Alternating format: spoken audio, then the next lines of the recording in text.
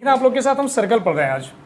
Circle में हमने क्या क्या देखा था, सर्कल कैसा होता, सर्कल ये होता है, इसमें क्या क्या होता, एक सेंटर होता है, सेंटर से सरकमफ्रेंस तक की डिस्टेंस जो बनाई जाती है उसको क्या कहते हैं हम, रेडियस कहते हैं। क्लियर है, नॉट क्लियर? अब बात आई कि सर्कल के सेंटर को ओ से डिनोट करते हैं और सर्कल के सेंटर से सरकमफ्रेंस तक जाने वाली दोनों तरफ लाइन को हम फिर से रेडियस और ये कंप्लीट लाइन जो ए और बी के रूप में दिखाया गया इसको हम क्या कहते हैं, डायमीटर कहते हैं। क्लियर? अब बात आई कि सर्कल का सेंटर से सरकमफ्रेंस तक की डिस्टेंस को मैंने आर लिखा, दूसरे तरफ भी आर। अब ये डायमीटर कितना होगा, डायमीटर को मैं कहूँगा 2r। इट मीन्स डायमीटर और रेडियस के बीच का रिलेशन होता है कि रेडियस डायमीटर का हाफ होता है। अब बात आई सर्कल के पास जब मैंने कोई सर्कल का सेंटर को पता किया और सर्कल के सेंटर पे कंपास की नीड को रख के मैंने कंप्लीट पेंसिल को घुमाया तो पता क्या चला कि ये सर्कल का सरकमफ्रेंस बना। तो सर्कल के पास सरकमफ्रेंस भी कुछ होता होगा। ये सरकमफ्रेंस क्या होता, सर्कल का सरकमफ्रेंस क्या होता, सर्कल का सरकमफ्रेंस होता 2πr। अब बताइए कि 2πr अगर है तो एरिया इसका क्या होगा, πr²। अब एक और चीज़ कि अगर कोई सर्कल हमारे पास है और ये सर्कल से में देखा जाए कि इस पर कितने पॉइंट होते पर सरकमफ्रेंस पे, तो कहोगे 1 2 3 4 5 6 बहुत सारे पॉइंट होते, ठीक है ना। अब सर्कल के इंटीरियर में कितने पॉइंट होते, कहोगे बहुत सारे पॉइंट होंगे। अब इसी तरह सर्कल के बाहर भी बहुत सारे पॉइंट होते, इन सब का नेमिंग होता। ये पॉइंट हमारा क्या था, ओ ऑरिजिन कहा था, इसको कहा A B C D E F G H I J K। अब बताइए कि सर्कल के सरकमफ्रेंस के इंटीरियर में जो पॉइंट है उसको क्या कहते हैं, इंटीरियर पॉइंट। सर्कल के ऊपर सरकमफ्रेंस में जो पॉइंट है उसको क्या कहते हैं, ऑन दी सर्कल। और इस सारे पॉइंट को क्या कहते हैं, एक्सटीरियर पॉइंट। क्लियर है, नॉट क्लियर? तो सर्कल के सरकमफ्रेंस पे पॉइंट आने वाले ऑन द सर्कल, सर्कल के इंटीरियर में आने वाले इंटीरियर पॉइंट और बाहर आने वाले एक्सटीरियर पॉइंट। अब एक बात आई कि इंटीरियर एक्सटीरियर के बाद अगर देखा जाए तो सर्कल पे के सरकमफ्रेंस से अगर कोई एक लाइन टच करके निकली है तो उस लाइन का नाम हम क्या देते, टेंजेंट। याद रहेगा क्या बोला मैंने, सर्कल के सरकमफ्रेंस से टकरा कर कोई लाइन निकली अगर तो उसको हम क्या कहते, टेंजेंट कहते। अब इसी सर्कल में सर्कल के सरकमफ्रेंस को दो पॉइंटों पे टच करके निकलने वाली लाइन को हम क्या कहते हैं, ये हमारे पास होता सेकेंट। याद रहेगा मैंने दो बात बोला कि सर्कल के सरकमफ्रेंस पे टकरा के निकलने वाली एक पॉइंट से टच होकर निकलने वाली लाइन को टेंजेंट कहते, और सर्कल के सरकमफ्रेंस को अगर दो पॉइंट पे कोई लाइन टच कर रही तो वो लाइन सर्कल को काटते हुए इंटीरियर से निकलेगा और इस कंडीशन में ये सर्कल का लाइन सेकेंड कहलाएगा। क्लियर है, नॉट क्लियर? अब बताइए कि सर्कल के पास टेंजेंट कितने हो सकते, तो कहोगे कि अगर हमने यहाँ पे कोई सर्कल बनाया और टेंजेंट की बात की गई तो इस पॉइंट से टेंजेंट मैंने खींच दिया, इस पॉइंट से मैंने टेंजेंट खींच दिया, इस पॉइंट से मैंने टेंजेंट खींच दिया, अब इस पॉइंट से भी मैंने टेंजेंट खींच दिया। इट मीन्स सर्कल के पास इनफाइनाइटली टेंजेंट होते हैं। याद रहेगा, सर्कल के पास इनफाइनाइटली टेंजेंट होता, इनफाइनाइटली सेकेंट होता। अब बताइए कि सर्कल में अगर सर्कल के सरकमफ्रेंस को मिट करके कोई एक लाइन सर्कल के इंटीरियर तक ही रह गई तो इसको हम कहते कोर्ड। याद रहेगा। और अभी मैंने बोला कि सर्कल के सरकमफ्रेंस को मिट करके बाहर तक लाइनें गई तो ये क्या कहलाता, सेकेंड। और सर्कल के कोई एक पॉइंट से बाहर से टच करके लाइन निकल गई तो उसको हम क्या कह दिए, टेंजेंट। बात क्लियर? अब एक बात और सुनना कि सर्कल के कोड देखा, सेकेंड देखा, टेंजेंट देखा, सर्कल का सेंटर देखा, रेडियस देखा, इंटीरियर एक्सटीरियर और ऑन दी सर्कल का पॉइंट बहुत सारा देखा। अब होता क्या क्या इसमें है, इस सर्कल में एक बात और देखना होता है कि इसमें सर्कल के सेंटर से सरकमफ्रेंस तक मिलने वाली लाइन को मैंने अभी क्या कहा था, रेडियस कहा था। ये भी रेडियस होगा। अब इसके भी पे ये अगर एंगल, दोनों रेडियस अपने आपस में एंगल थीटा बनाया तो ये पूरा एरिया जो कवर हुआ, इसको हम क्या कहते, इसको हम कहते बेटा सेक्टर। अब ये छोटे से एंगल के साथ हुआ इसलिए इसको क्या कहेंगे, माइनर सेक्टर। अब बात आई कि अगर ये माइनर सेक्टर था तो इधर बचा हुआ पार्ट जो मेरे पास रह गया ये सब के सब ये क्या कहलाएगा, मेजर सेक्टर। याद रहेगा। आप सुनना एक बात और, सर्कल में ही अगर मैंने एक सर्कल बनाया और सर्कल में देखा कि कोई एक पॉइंट से रेडियस निकाली गई, दो रेडियस, और दोनों रेडियस सर्कमफ्रेंस को जहाँ जाके मिला उससे मैंने एक कोड खींच दिया। तो कोड के द्वारा, और ये हमारे पास जो नीचे है आर्क, अभी आप देखो इसको मैंने क्या बोला, इसको हमने कोड कहा था ना ऊपर, और ये वाले पार्ट को मैंने क्या कहा था, इसको भी मैं लिख देता हूँ, ये वाला पार्ट क्या कहला था, आर्क। क्लियर? सर्कल के सर्कमफ्रेंस के 2 पॉइंट से टच होकर बनने वाली पार्ट को क्या कहते हैं, आर्क कहते हैं। ऐसे देखो सर्कल मैंने बनाया और सर्कल में क्या देखा था कि ये वाला पार्ट हमारे पास पूरा था, यहाँ से मैंने काट के इसको निकाल लिया, इसको हम क्या कहेंगे, इसको हम कहेंगे माइनर आर्क। और यहाँ पे ये जो पार्ट बच गया था इसको हम क्या कहेंगे, मेजर आर्क। क्लियर?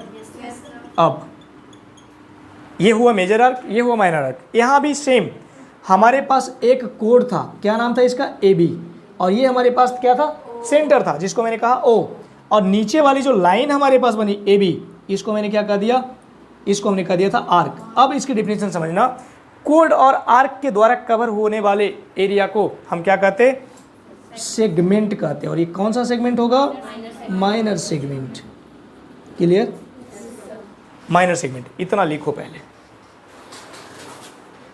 अभी हमने देखा था सर्कल था, सर्कल में हमने क्या किया था, सर्कल के पास एक सेंटर होता था और सर्कल के सेंटर से सर्कमफ्रेंस तक जाने वाली लाइन रेडियस होती थी। अगर रेडियस हो, मैंने सर्कल के सर्कमफ्रेंस पे एक पॉइंट लिया और उससे मैंने एक लाइन बना दिया, इस लाइन का नाम मैंने क्या दिया था, ए बी।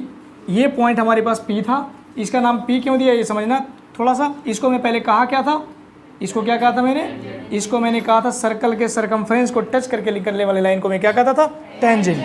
अब ये हमारे पास टेंजेंट हो गया। अब सर्कल के टेंजेंट पे लाइन आती है, कहाँ से, सेंटर से, और सर्कल का टेंजेंट सर्कमफ्रेंस पे होता, तो मैं जानता हूँ कि सर्कल के सेंटर से सर्कमफ्रेंस तक आने वाली लाइन ऑलवेज रेडियस होती है। याद रहेगा ये बात, सर्कल के सर्कमफ्रेंस से, सर्कल के सेंटर से सर्कमफ्रेंस तक आने वाली लाइन क्या होता, रेडियस होता है। तो अब मैंने रेडियस बनाया, अब ये कहाँ से आया था, सेंटर से आया था। सेंटर से सर्कमफ्रेंस तक लाइन आई, जिस पॉइंट पे रेडियस टकराई उसी पॉइंट से एक लाइन खींची गई थी सर्कल के सर्कमफ्रेंस को टच करते हुए। अब बात आई कि टेंजेंट वो लाइन को मैंने कहा था, तो सर्कल का टेंजेंट और सेंटर से आने वाली रेडियस जहाँ पे टकराती है उसको कहते पॉइंट ऑफ कॉन्टेक्ट। क्या कहते, पॉइंट ऑफ कॉन्टेक्ट। ये बात याद रहेगा, पॉइंट ऑफ कॉन्टेक्ट का मतलब सर्कल के सेंटर से आने वाली लाइन और टेंजेंट जो निकला था सर्कमफ्रेंस के सर्कल के सर्कमफ्रेंस को टच करते हुए, वो दोनों पॉइंट जहाँ टकराती है वहाँ पे पॉइंट ऑफ कॉन्टेक्ट बनता, और सेंटर से आने वाली लाइन पॉइंट ऑफ कॉन्टेक्ट पे ऑलवेज परपेंडिकुलर होता। ये थ्योरम भी है। क्या है, सर्कल के सेंटर से पॉइंट ऑफ कॉन्टेक्ट पे आने वाली लाइन ऑलवेज परपेंडिकुलर होता, रेडियस भी होता है। और परपेंडिकुलर जब होगा तो आपने क्या देखा इसको, कि इस कंडीशन में मैं एक प्रूफ देता हूँ जो कि आगे चलकर करूँगा, कि सर्कल के सेंटर से पॉइंट ऑफ कॉन्टेक्ट तक आने वाली लाइन इस टेंजेंट को 2 इक्वल पार्ट में डिवाइड भी करता है। इट मीन्स ये क्या बना देगा, AP का डिस्टेंस PB के डिस्टेंस के बराबर होगा। अब मैं एक बात और लिख रहा हूँ कि जैसे मैंने देखा कि सर्कल मैंने बनाया था, सर्कल में अगर सर्कल के इंटीरियर में कोई पॉइंट है, यहाँ से बात की जाए कितनी टेंजेंट निकलेगी, तो interior point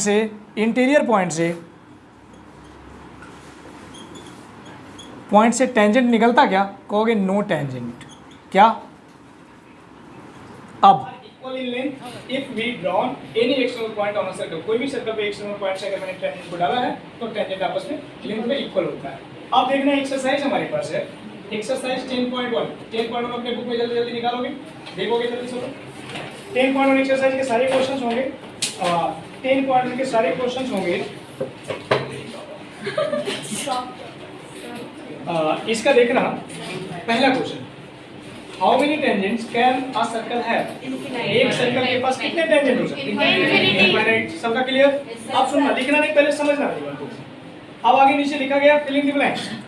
filling the blanks में पहला क्वेश्चन है, a tangent to a circle intersect it in 1 point. एक टेंजेंट सर्कल को कितने पॉइंट पे इंटरसेक्ट करता है, एक पॉइंट पे इंटरसेक्ट करता। अगला, a line intersecting a circle in 2 points is called a segment। अगर कोई लाइन सर्कल को 2 पॉइंट पे इंटरसेक्ट करके निकलता तो उसको क्या कहते हैं, सेगमेंट। अब a circle can have how many parallel tangent at a circle, circle के पास पैरेलल टेंजेंट कितना होगा, समझना।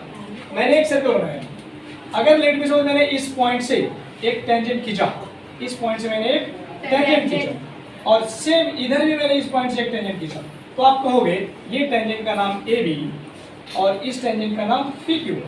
ये दोनों के दोनों पैरेलल हैं। क्या है? A B parallel to P Q. अब अगर बोला जाए कि ए बी के पैरेलल और कोई टेंजेंट हो सकता, कहोगे कभी नहीं। क्यों नहीं हो सकता? क्योंकि इसके अपोजिट में आने वाला है पॉइंट इसको पैरेलल देगा, तो हमेशा सर्कल के पास पैरेलल टेंजेंट कितने होते हैं? मैक्सिमम 2। क्लियर? अब आता ही कि अगर लेट मी सपोज मैंने यहाँ पे एक पॉइंट दे दिया, तो इससे निकलने वाली टेंजेंट ऐसा जाएगा, इससे निकलने वाला टेंजेंट ऐसा जाएगा।